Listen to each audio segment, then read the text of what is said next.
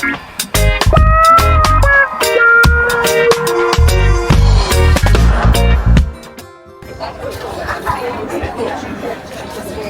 muna tayo, kasama ninyo.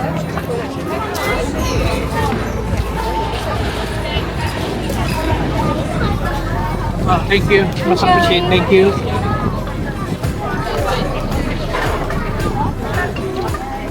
Kain muna tayo. Baboy.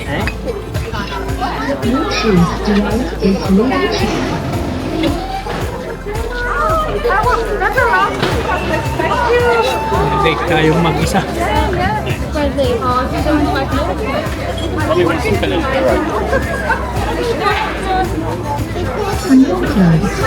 Date natin yung sarili natin mga kumulin nyo.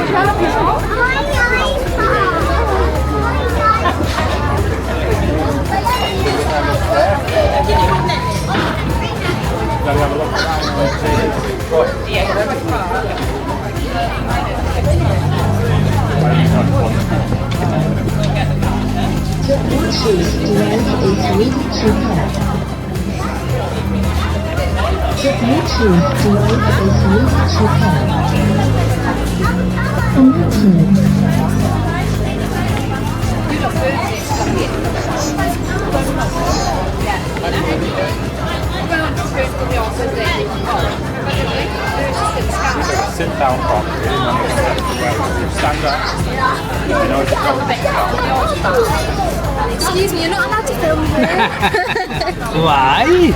Hey vlog! I'm having my own date today. This is Eve. This is Hello. my friend from college.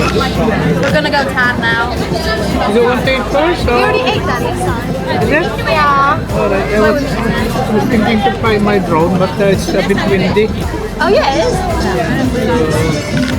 Just finish this one, then sure. Oh. Right? Okay then. See you later. Okay, enjoy. Bye bye. Take care.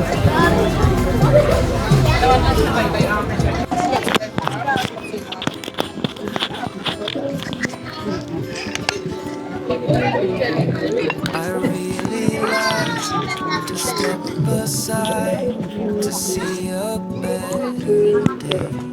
To go inside, to let it rise, to walk away. I feel alright. Kita nyo si Ana at yung kaibigan niya.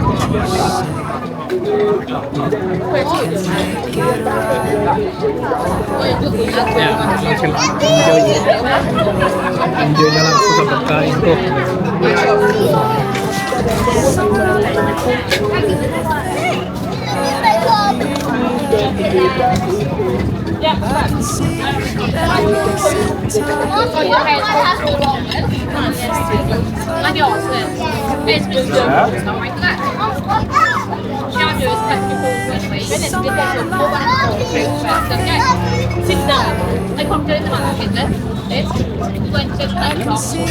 That I'm losing time. Kasi niya yan dito. Klase niya sa college dito dati. 2 years silang magkasama mga klase. Then nung lumipat na sila ng university sa London, kasama na sila mula po simula hanggang ngayon. Yan yung kaibigan niya sila dito.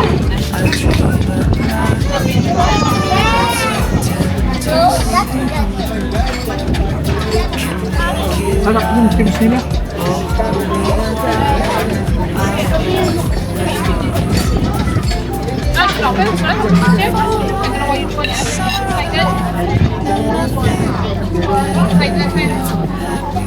Wala tayong adik na yan. Wala si Mrs.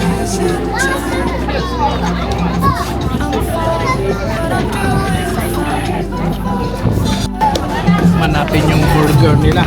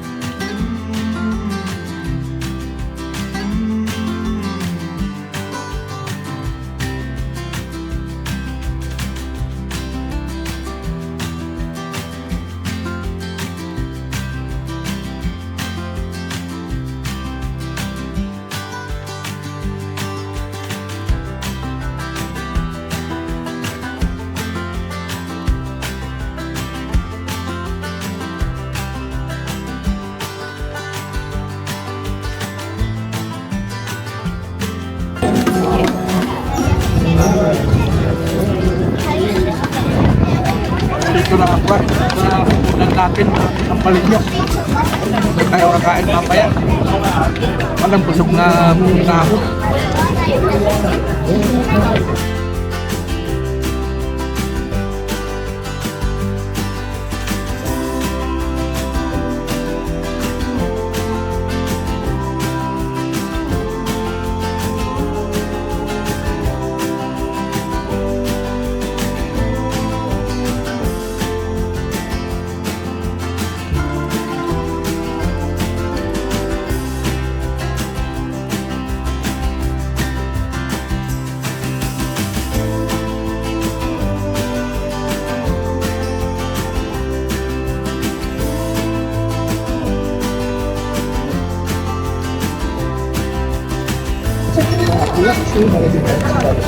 Alas tres na.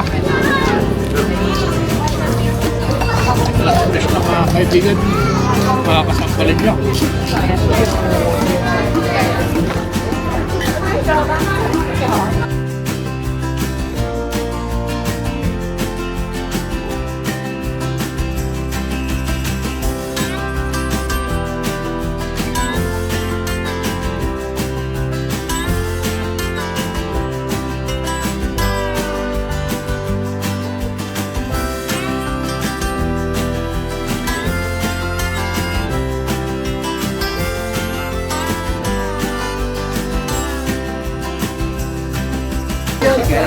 Tapos parang kayo na rin ang kadate ko, mga kasambalin nyo. Parang kayo na rin ang kinakausap ko, di ba? Wala na, para akong tanga dito. Sabihin nila, bakit nagsasalita akong mag-isa? So yung iba, at least makikita naman nila yung camera eh.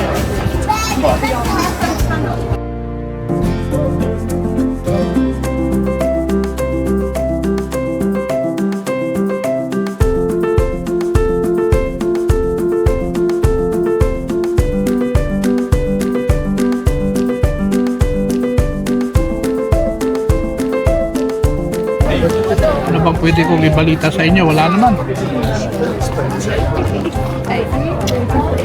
Ganun pa rin naman. Trabaho natin, ganun pa rin. Balik ko Sabado. Webes ngayon. Last day off ko bukas, Friday. Then balik na naman tayo ng Saturday, Sunday, Monday. Tapos nights na naman. Ganun lang. Ang routine naman dito. Trabaho, bahay, pag may time gagala. Kagaya ngayon, sabi ko nga sa inyo, wala naman akong kasama. So parang sinasamantala ko lang yung weather. Ganitong meron naman magkulong din ako sa bahay.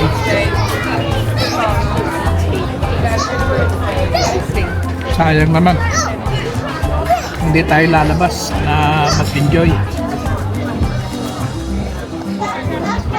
Hindi nga lang ganun kasaya dahil siyempre wala akong kasama. Okay lang sana kung nandiyan si Mrs. At least kahit dalawa lang kami, masaya na, kompleto na yung buhay ko.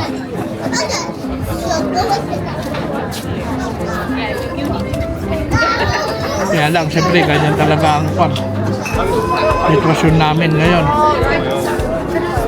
Although umuwi naman kami last July, di ba? Last year. Tatlo kami, kasama si Rihanna.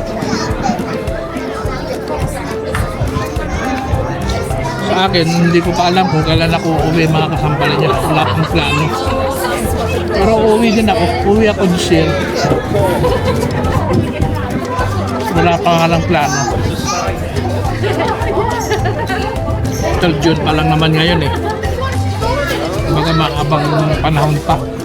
Ilang buwan pa.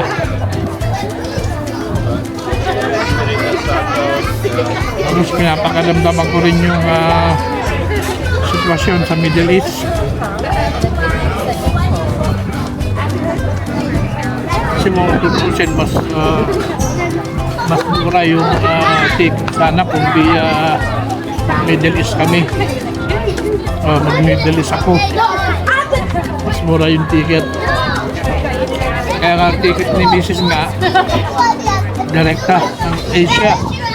Kasi sa haba nga lang 12 hours yata. Mahaba, tapos mahal pa yung ticket. Kaya tingnan ko rin yung sitwasyon. Yung mukhang nag-okay naman na yung Middle East. So baka doon na rin tayo kumuha ng ticket. Kung sakaling uwi tayo. Pero for sure, uwi tayo this year of course. Hindi lang pwede hindi natin pasyalan yung mga mahal natin sa buhay.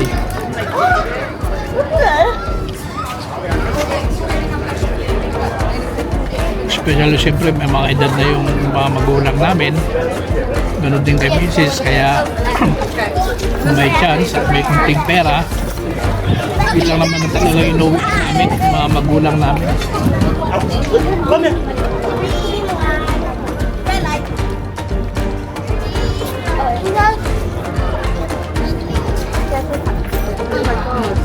Siyempre hindi natin alam kung hanggang kailan sila tatagal pa dito sa mundo. Kaya gustuhin man natin makasama sila ng matagal. Palagi iba yung sitwasyon natin eh.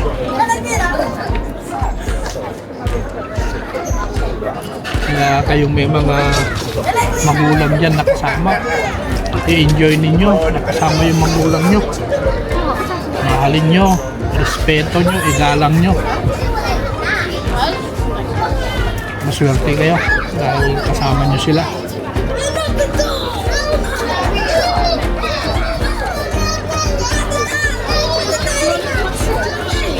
Hindi mapapalitan ng pera yung kasiyahan ng magulang kasama nila yung mga anak nila.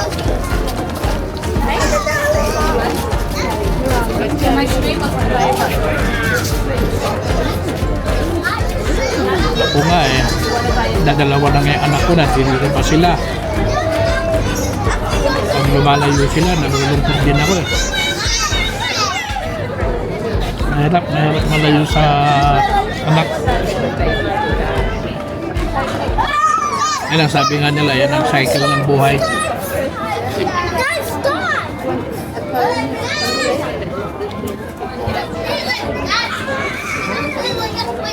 Most of the time, dalawa na lang kami ni Mrs. ang lumalabas.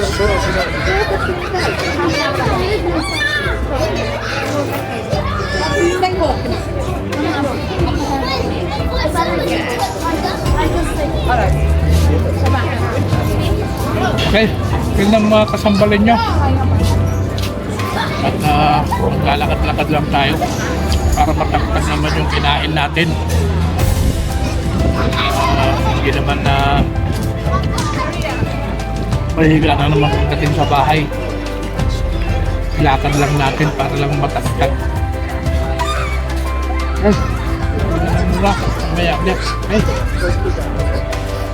Oh, look at that, guys. People are enjoying the weather. Up to there. Look at that. So many people, guys.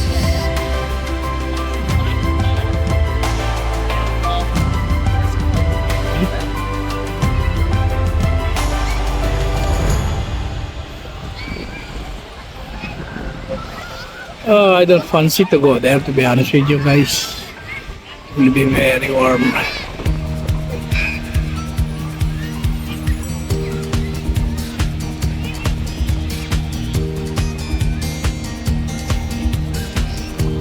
This is in Port Talbot, United Kingdom, guys. Marylebone Beach. Okay.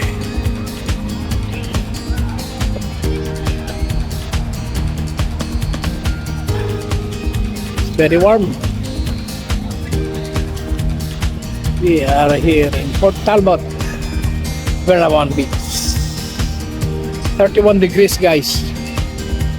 And the humidity is 50%. So it's really very warm. Okay.